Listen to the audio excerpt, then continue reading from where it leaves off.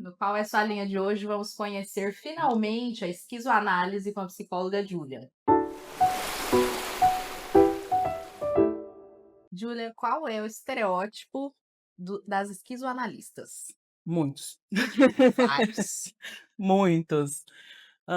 Mas tem alguns que me incomodam mais, Luísa. E aí eu vou pelos que me incomodam. Dentro dos que me incomodam mais, está aqueles que a esquizoanálise não tem uma consistência teórica. Então, entre alguns colegas de profissão, a gente costuma escutar de que pode tudo, ou que a esquizoanálise ela aceita muita coisa e quase todas as coisas, e que não tem uma certa consistência teórica. O outro, né, de achar também, em uma forma pejorativa, né, que esquizoanalistas são um pouco cirandeiros. Quem me dera se a gente fosse parecido com Lia de Itamaracá e praticasse uma ciranda de Lia de Itamaracá, né, quem me dera. E um outro mito que também me incomoda é que a esquizoanálise ela se restringe exclusivamente a uma abordagem psicológica. Esse é um dos maiores mitos. Nossa, esse eu quero ouvir muito. Sim, sim, não é, né. Não é. E aí a gente parte um pouco sobre o que é a esquizoanálise, de onde ela surgiu, da forma que ela surgiu. E a esquizoanálise ela surgiu com Deleuze e Guattari, né, a formulação teórica dela de Deleuze e Guattari, com as provocações do Maio de 68, das revoluções francesas, principalmente com Maio de 68, para partindo do pressuposto da psicanálise, da crítica radical à psicanálise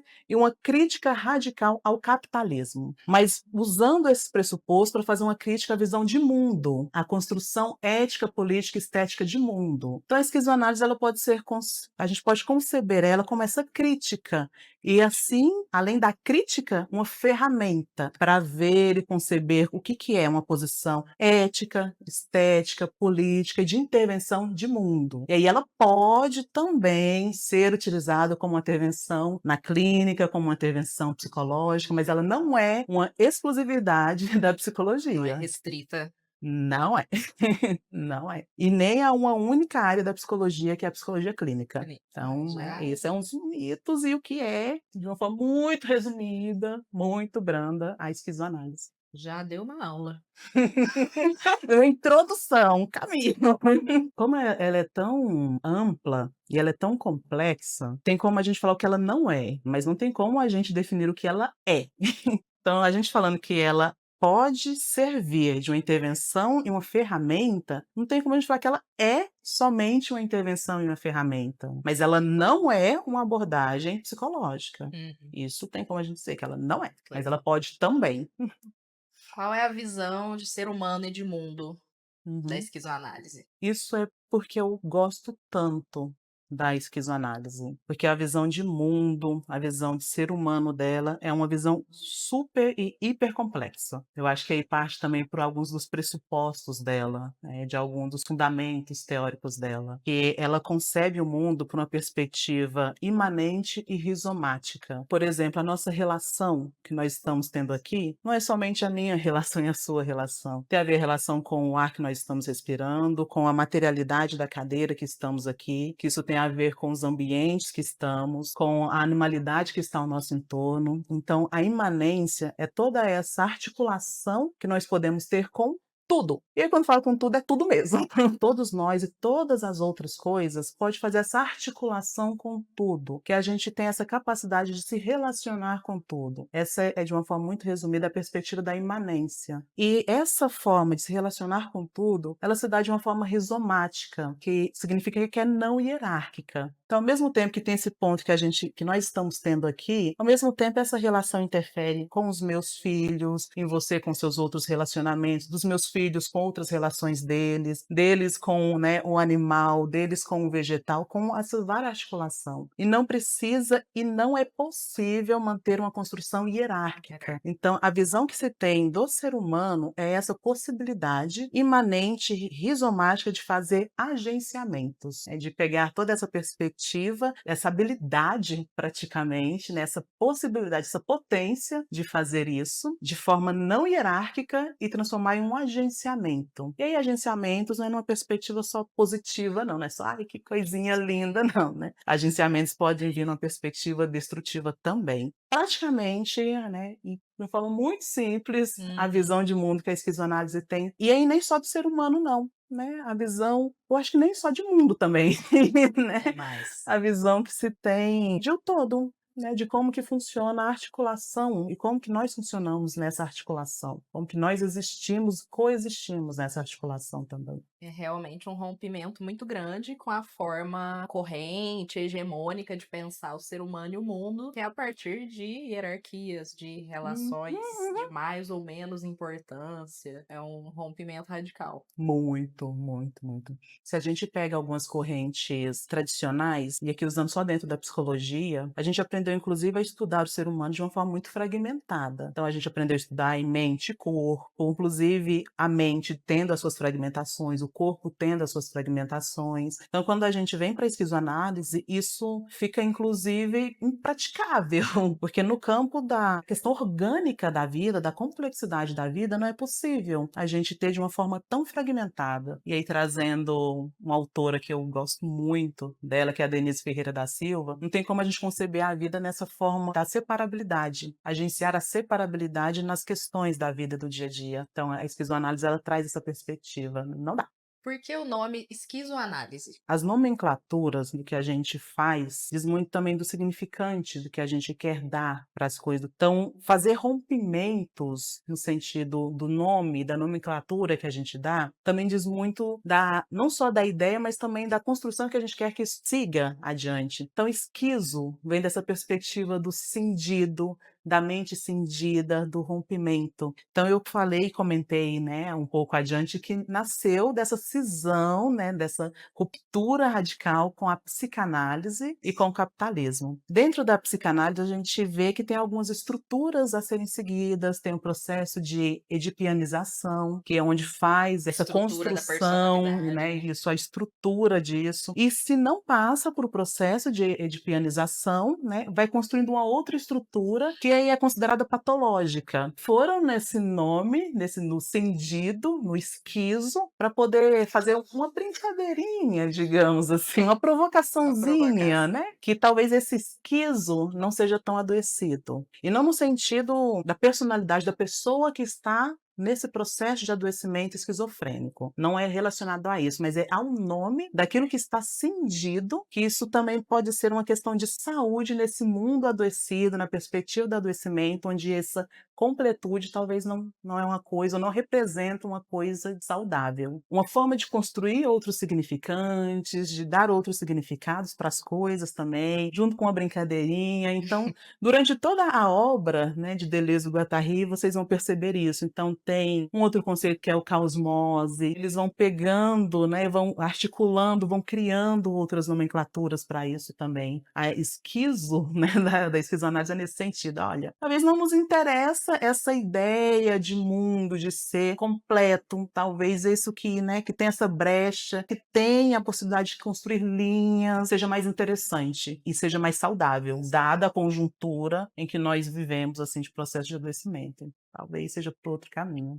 Quais os ingredientes principais da esquizoanálise? Não consigo tecer essa resposta, assim, porque eu sinto que se eu tecer essa resposta, eu cometo uma violência com a abordagem e reduzo ela. Sim. Mas eu posso te dizer o que eu sinto que para mim, na minha prática, é importante, o que para a forma como eu faço a esquizoanálise, para mim ela é importante. Para mim é a radicalidade. Para mim o ingrediente principal de como que eu faço, a esquizoanálise que eu construo, que também não é a esquizoanálise mais de Deleuze e Guattari, né, que aí vamos levar em consideração a subjetividade que também atravessam eles, os determinantes sociais que atravessam eles, são subjetividades, né, eurocentradas, são homens brancos, então vamos levar isso em consideração. Eles estavam reivindicando em maio de 68, sobre subjetividades que já eram consideradas humanas. Aqui no Brasil a gente trata raça nesse processo onde primeiro vamos reivindicar processo de humanização, é outra coisa, é outro processo. Participo de um grupo chamado Esquizoanálise em Diáspora. Então a gente vai construindo outra forma de trabalhar esquizoanálise aqui no Brasil. Então, para mim, o ingrediente principal de fazer isso é radicalidade. Nem tudo dá para a gente negociar. Não dá para ser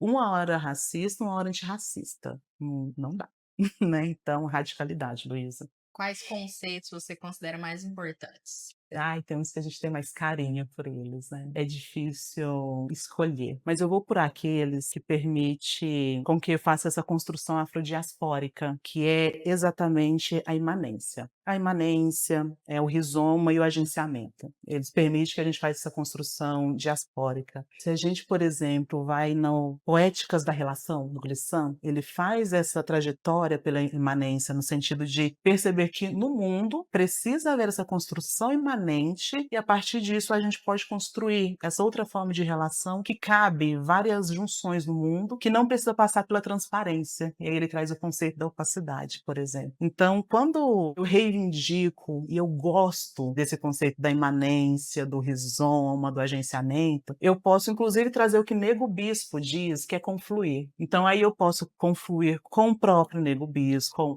Beatriz Nascimento, com Lélia Gonzalez, eu posso confluir com quem está aqui, do lado daqui, para eu poder fazer uma esquizoanálise que faça sentido para quem está aqui, Tá? para quem eu cuido, para quem passa aqui. E aí eu não preciso importar uma esquizoanálise afrancesada para cuidar das pessoas que estão aqui. Então, esses conceitos permitam que eu faça isso. E eles permitem, inclusive, que eu abandone eles. Isso é legal. Eles permitem, inclusive, que eu não preciso, por exemplo, colocar eles na linha de frente para que, a partir deles, eu crie outras coisas. Porque se é rizoma, se não há hierarquia aqui, eu não preciso estar com Deleuze e Guattari na linha de frente aqui para eu começar a articular outras coisas. Eles podem ficar lá atrás um pouquinho, assim, e permitir que eu traga outros para a linha de frente. Pode ficar Tá? no banco de reserva. Pode, pode. Isso é impensável em tantas outras formas de trabalhar, Sim, sim. né. Nós que estamos fazendo agora uma jornada acadêmica, a gente sabe que peso que isso tem, né. Sim, sim. Pode ser que assistindo essa minha fala, nem todos os colegas concordem comigo. E esse é o peso da radicalidade, da forma do fazer que eu sustento. Mas estudando, né, e lendo sobre eles, e lendo sobre a própria radicalidade deles, eu aposto no próprio caminho deles para inclusive abandoná-los.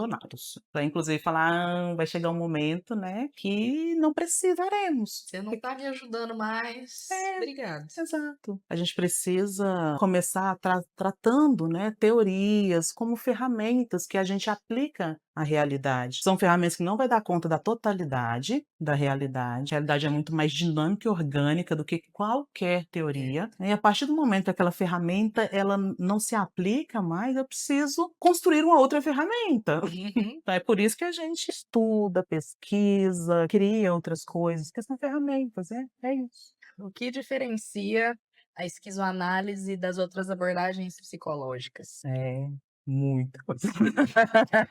Só até agora já deu para Muita sentir a diferença. coisa. Quando eu estava na graduação ainda, não sei como foi para você, mas eu senti uma insatisfação constante, e tudo que me era apresentado eu ficava com aquela coisa assim, um resíduozinho, sabe, assim, né, uma insatisfação. É isso, né, é isso. E eu acho que o que diferencia, e eu posso inclusive estar sendo um pouco injusto com as outras abordagens, né, e aí se eu estiver eu peço, né, umas desculpas antecipadas, porque às vezes a gente escorrega e comete umas violênciazinhas no meio do caminho também, né. A esquizoanálise, ao meu ver, ela parte do externo para o interno, no sentido da teoria. Então, primeiro vem a experiência, a experimentação e depois o que eu faço com isso, e não o contrário. Não é a minha visão, não é a minha interpretação, não é a minha concepção prévia para definir o que o outro sente. Então, por exemplo, eu posso ter ali uma construção do que, se uma pessoa depressiva passa por tais sinais, por tais sintomas, é porque ela está tendo uma piora no quadro depressivo. Que a gente tem o DSM que ele nos direciona para esse caminho, né? Então, posso ter esse direcionamento. Mas a esquizoanálise ela me fala, se a pessoa que está naquela condição, ela está me falando: "Olha, eu estou sentindo que é uma coisa diferente que está vindo para mim nesse momento, não é isso que está nesse livro", a experiência dela ela vem primeiro. Então é do externo a minha teoria, é a experiência dela primeiro. Aí eu vejo junto com ela o que que a gente vai fazer com aquilo. Deveria ser em todas? Deveria, mas, né, a gente tem vários e vários livros falando que se a pessoa sonha com isso, significa isso. Se a pessoa pessoa vai por esse caminho, é aquilo, se é para cima, Se ela significa escolhe certo aquilo. tipo de relacionamento. Exato. A esquizoanálise ela não trabalha dessa forma. É a personalidade, é o sentimento da pessoa antes de qualquer interpretação. É a experiência primeiro. E a interpretação, às vezes, ela nem é direcionada. E se ela for, é para sair de qualquer estereótipo colocado. Se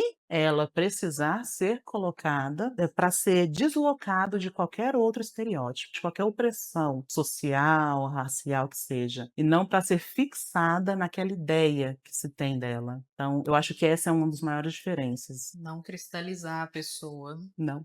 Qualquer abordagem que já tenha sido construída, não é a minha abordagem em cima para olhar ela. Ela que vive com ela, com a realidade dela, com o contexto dela, ela que tem condições de dizer. Claro que a gente vai construir juntos, mas é a experiência dela primeiro. A vida é soberana. É. Precisa ser. A esquizoanálise é indicada para algum público específico? Não. Não podia ser mais simples. Exato. A gente precisa tomar cuidado, né, com isso, porque isso diz também sobre uma certa imposição médica sobre aquilo que o psicólogo deve fazer, como ele deve fazer, da forma que ele deve fazer. Isso é muito delicado para a nossa profissão. De onde que a gente deve agir, como que a gente deve agir. Existem várias variantes. Existe da condição de cada profissional, daquilo que aquele profissional se capacita para fazer, para atender também. Eu não consigo atender crianças, e é uma condição minha, não necessariamente uma condição da esquizoanálise, né. Isso. Não quer dizer que a esquizoanálise não Não possa. pode, né, trabalhar com crianças, então não. Que coisa linda. O que você gostaria que as pessoas soubessem sobre a esquizoanálise? Que não tem nada ou não tem uma relação direta, a não ser essa brincadeirinha no sentido de refazer significantes e significados relacionado à esquizofrenia. Uhum. Não é sobre isso. Eu gostaria que também, principalmente, profissionais da psicologia soubesse que é uma abordagem muito complexa, que trabalha, na verdade, com a super complexidade do ser humano, e é tão complexa a ponto de que precisa haver um manejo de outras coisas. Davidson Miranda, que também é um esquizoanalista, ele fala: "Quem só de psicologia sabe, nem de psicologia sabe", e aí isso, né, cabe muito para a esquizoanálise. Então, se você souber exatamente de Deleuze e Guattari, você não sabe de esquizoanálise, porque eles mesmos construíram a própria teoria, fazendo aqui um grande parêntese, inclusive, a alusão que eles fazem à violência sexual, falando sobre os filhos monstruosos. Péssimo essa alusão que eles fazem, mas eles pegam capturando de várias áreas do conhecimento, da biologia, das artes, da física quântica, para compor a esquizoanálise. Então, se você sabe só de esquizoanálise, você está pecando muito, você precisa ampliar para continuar fazendo e criando as ferramentas. Então, isso também é uma coisa que eu gostaria muito que as pessoas soubessem. Você precisa continuar estudando coisas para além. E é muito complexa. Muito. Você tem uma coisa que não é rasa, você tem uma Não é coisa que rasa, não não é é. simples. Não é simples, não mesmo.